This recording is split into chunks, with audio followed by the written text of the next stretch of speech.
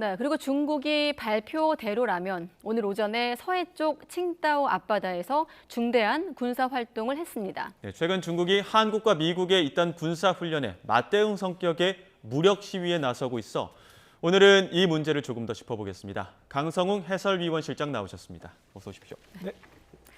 네, 민감하신 분들은 왜 시제를 좀 이상하게 읽었나 싶으시겠지만 이유가 있습니다.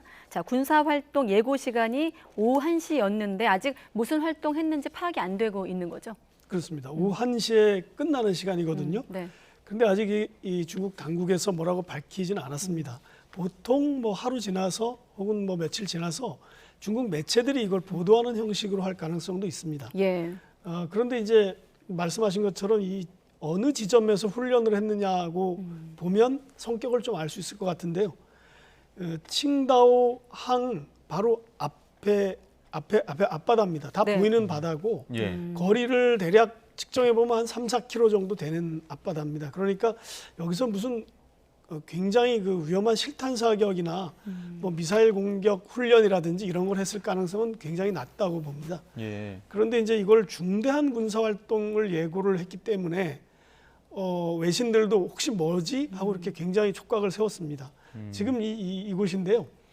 칭다오라는 항이 굉장히 이렇게 오목하게 들어갔는데 네. 그 입구 쪽에 저렇게 옆으로 노란색으로 펼쳐져 있는 저 지점이 군사 활동을 한다고 예고를 한 지역입니다. 예. 근데 저 거리는 위아래 수직폭이 한 3-4km밖에 안 되기 때문에 그냥 앞바다입니다. 근데 사실 저 뒤에는 뭐 아파트도 있고 빌딩도 있고 그렇거든요. 네. 그러니까 저기서 뭘 했을 가능성이 그 어떤 뭐 실탄 사격이라든지 포사격 같은 걸 하지는 않았을 것 같고요. 어떤 행사일 것 같은데 4월 23일 일요일이 그 해군 창설 기념일입니다. 예. 그래서 보통 이제 중국이 국제적인 해군 행사를 이날 하는 경우가 많은데 네. 2019년에 4월 23일 날 관함식을 했고 그때 시진핑 주석이 직접 참관을 한 경우도 있는데 그런 그 행사일 가능성도 좀 생각을 해보는 게 좋을 것 같습니다. 예. 발표 내용을 봐야 알겠습니다만 최근 어떤 움직임을 봤을 때는 한국과 미국을 염두에 뒀다고 봐도 되겠습니까? 그럴 가능성을 완전히 배제하기는 어렵습니다. 왜냐하면은 사실 저 칭다오라는 곳이 한반도를 담당하는 지역이거든요. 그러니까 저기가 이제 북부전구인데 예. 북부전구의 담당 지역이 한반도, 물론 저 위쪽 동북삼성은 같은 북부전구지만은 러시아를 담당하지만 예. 이쪽은 이제 우리나라를 사실 담당하는 구역이기 때문에 뭐를 해도 우리나라랑 관련을 일단 지어보는 게 좋을 것 같아요. 네. 특히 이제 아까 말씀하셨던 것처럼 한국과 미국이 최근 이제 북한의 도발에 대응해서 군사 훈련을 하고 있기 때문에 예. 거기에 대해서 최근 일일이 중국이 어떤 무력 시위 성격으로 맞대응을 했거든요. 그렇기 때문에 그런 측면도 있을 수 있다는 점을 열어놓고 판단을 해야 될 것 같습니다. 네. 아무튼 오늘 칭다오 앞바다에서 중대 군사 활동을 한 것으로 이제 나오고 있지만 네. 구체적인 내용은 아직 미공개인 상황에서 칭다오에 중국의 해군 기지가 있다면서요? 네, 좀 전에 말씀드렸듯이 굉장히 중요한 해군 기지가 있습니다. 청나라 때 여기 북양함대라는 게 있었거든요. 예. 네. 중국 해군의 어떤 자존심이었는데 사실 일본에 졌죠. 예. 그래서 굉장히 그 치욕적인 그런 장소이기도 합니다. 근데 여기다가 이제 북부전구에 해군 본부 기지를 네. 여기다 두고 있는데 여기에 그러니까 굉장한 무장력이 있는 거죠. 해군력이. 사실 중국의 첫 항공모함 랴오닝 함이 바로 여기를 모항으로 하고 있습니다. 칭다오를. 그다음에 이제 중국이 자랑하는 여러 가지 구축함, 최신의 구축함들도 있고요. 또 여기 공격용 핵추진 잠수함이 3척이 있고 또 전략 핵잠수함.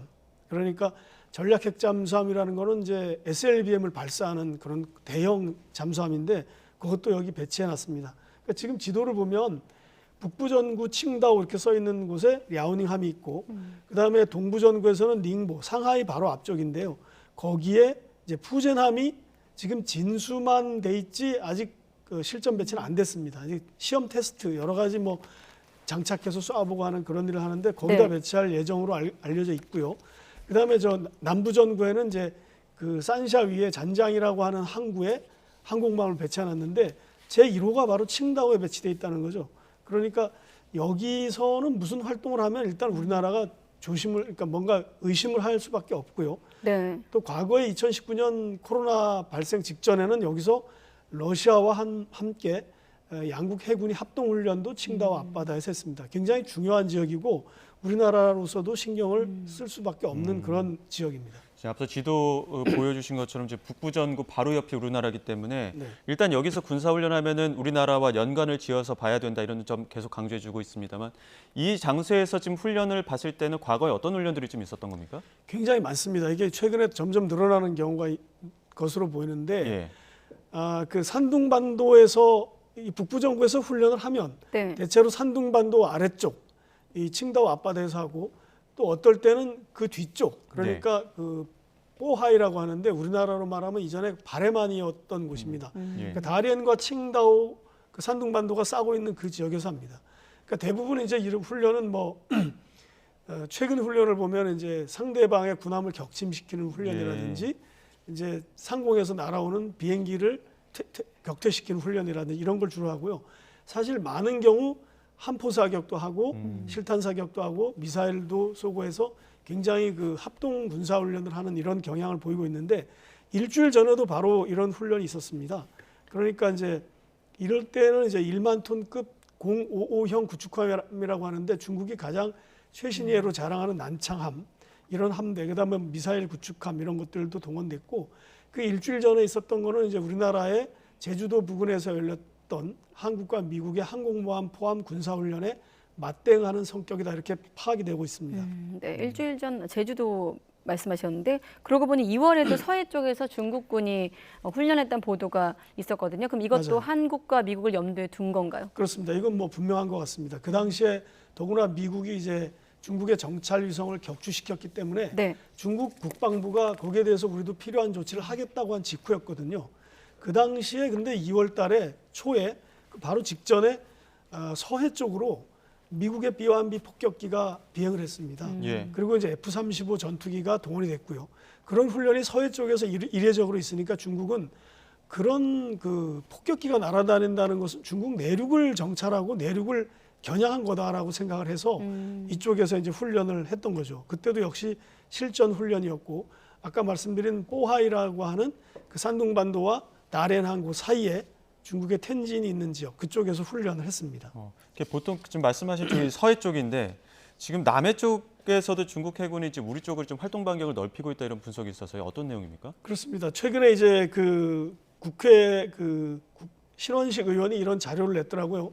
합동참모본부에서 지난 최근 5년간의 중국 해군의 그 군함들의 활동을 우리나라와 연관지어서 분석을 한 자료를 내서 다시 봤더니 예. 아주 지도를 보면 이렇습니다.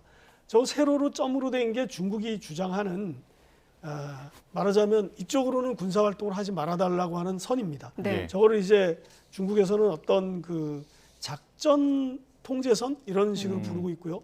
그러나 우리는 저 하얀 선을 주장하고 있습니다. 예.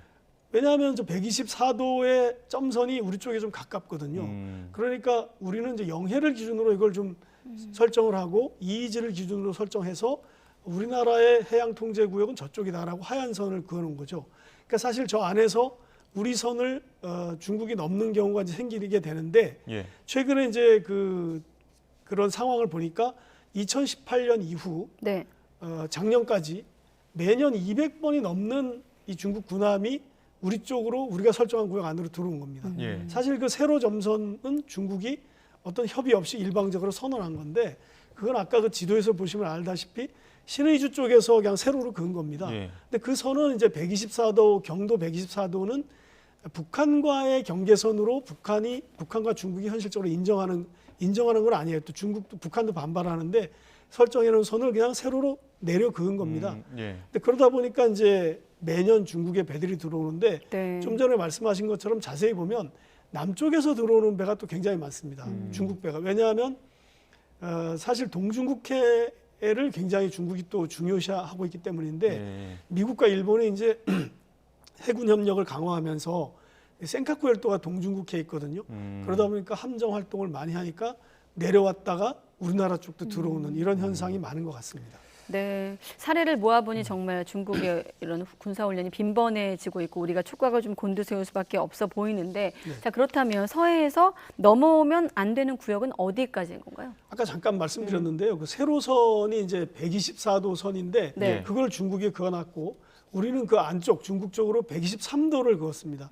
이 정도 위도에서는 한 88km 정도의 차이입니다. 1도 차이가. 그러니까 우리는 동경 123도, 네. 중국은 동경 124도. 우리 쪽으로 중국은 더 갔고 우리는 중국 쪽으로 더 갔죠. 예. 그렇게 했는데 이걸 사실을 왜 걷을까? 이제 서로 만약에 이걸 긋지 않으면 어떤 잠정선을 긋지 않으면 굉장히 군사적 그 우발 충돌의 가능성도 있고 네. 서로 경계를 계속해야 되니까 서로 마이너스죠. 그러다 보니까 어느 정도 그어놨는데 이게 지금 제대로 서로 협의가 안 됐기 때문에 넘어오는 그런 경우도 많은데 최근 들어보면 이렇게 매년 200번 이상 이 서해뿐만 아니라 남해 동해에서 중국 배가 들어온다는 것이 통계적으로 나오고 있습니다. 예, 지금 남해 쪽에서 좀 많은 좀 침범하는 경우들이 있고 지금 남중국해 위기가 또 일상화되다시피 했다 이런 말씀도 앞서 해주셨는데 그럼 네. 이런 긴장 분위기 속에서 이제 서해 쪽으로도 점점 더 활동 범위가 넓어지는 겁니까? 그렇습니다. 그 신원식 의원실에서 낸 자료 중에 항공모함이 접근해서 그 이렇게 항해를 하는 경우도 많다고 합니다. 그러니까 2021년 같은 경우는 100km까지, 그러니까 영해 기점 100km, 12L이 영해로부터 100km까지 100여 킬로라고 표현을 했는데요. 100에서 110km 정도까지 예. 그러니까 항공모함이 들어왔다는 겁니다. 그런데 이제 군사 전문가들은 항공모함이 들어오는 건 전투기를 싣고 다니기 때문에 예. 그 전투기의 작전 반경이 우리나라를 포함시킬 수 있다. 이런 점에서 굉장히 예. 우려하는데 항공모함도 자주 들어오고 네. 다른 군용 함정들도 들어오는 횟수가 늘어나고 특히 서해가 우발 충돌의 가능성이 있다는 점을 굉장히 주목하고 경계를 하는 거죠. 네. 예. 아무튼 앞서 말씀드린 대로 중국이 발표한 대로라면 이제 1시에 중대 군사 활동이 끝났기 때문에 혹시 공식 발표가 나오면 다시 한번 네. 알려드리겠습니다. 네, 강성웅 해설위원 실장과 함께했습니다. 고맙습니다.